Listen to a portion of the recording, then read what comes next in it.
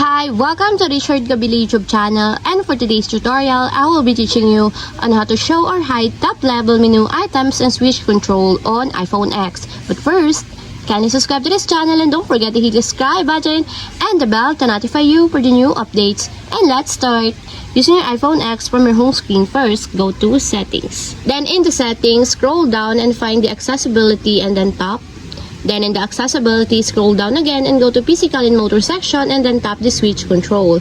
Then in the switch control, scroll down and then go to menu items and then tap. Then after that, in the menu items, tap the top level. Then in this part, in the top level, you can now show and hide the items that you want.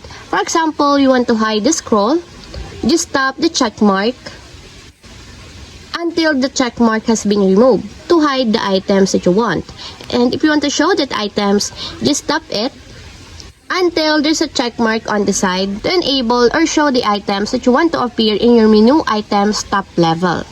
And that's it. We have successfully show or hide top level menu items and switch control on iPhone X. If you have a question, can you comment down below and don't forget to hit the subscribe button and the bell to notify you for the new updates.